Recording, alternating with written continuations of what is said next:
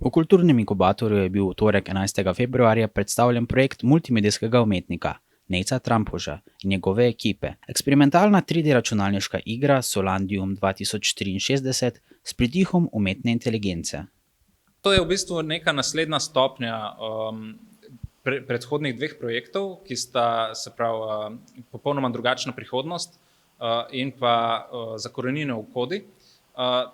Se pravi, ta prvi projekt, ki sem ga omenil, sestoji v bistvu iz animiranih kolažev, ki so obenem tudi dialogi na neke podobne tematike okoljevarstva, kot je tudi ta igra.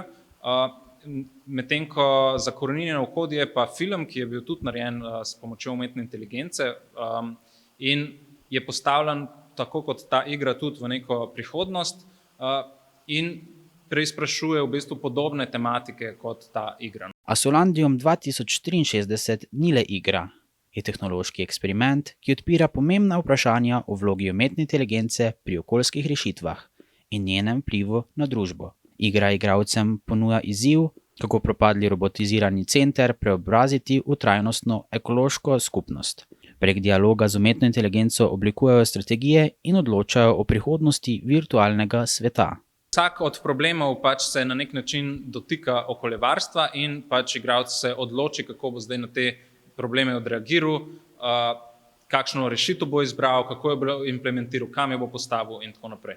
Tako da v bistvu peljete skozi nek proces in igralec se preizkusi v tem, ali dovolj pozna neke te težave in rešitve, ima pa obenem tudi na voljo asistenta, ki pa je integrirana umetna inteligenca, se pravi nek chatbot, s katerim lahko o teh težavah in rešitvah komunicira. Koliko je pa umetna inteligenca pripomogla k nastanku igre?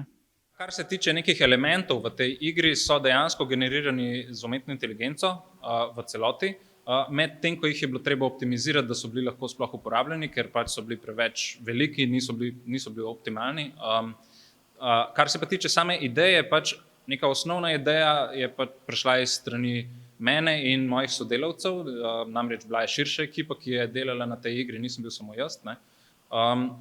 Ampak ko pa pride recimo do nekih teh specifičnih situacij, ki se v igri dogajajo oziroma s katerimi se igralec srečuje, je pa tudi pomagala z nekimi idejami umetna inteligenca. Cel proces kreativen vseeno mora izvesti človek, tako da se mi zdi, da je umetna inteligenca v tem trenutku neko orodje, ki ga lahko uporabljamo in lahko ga uporabljamo za neke pozitivne stvari, lahko ga uporabljamo za neke negativne stvari.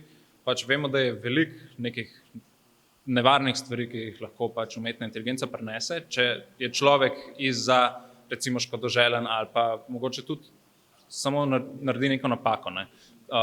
Tako da se mi zdi pomembno, glede na to, da umetna inteligenca tukaj je, da je postala del naših življenj in da verjetno ne bo nikamor šla, se mi zdi pomembno, da razmišljamo o tem, kako jo lahko uporabimo za neke konstruktivne stvari, namesto za neke negativne ali pa mogoče celo uničujoče stvari. V svetu, kjer tehnologija vse bolj oblikuje našo prihodnost, Solandium 2063 odpira pomembno vprašanje, ali lahko umetna inteligenca postane orodje za bolj trajnostno in pravično družbo. Projekt Nejca Trampuža ni zgolj igra, ampak vabilo k premisleku in aktivnem soustvarjanju prihodnosti. Odgovor pa je, tako kot v igri, odvisen od naših odločitev.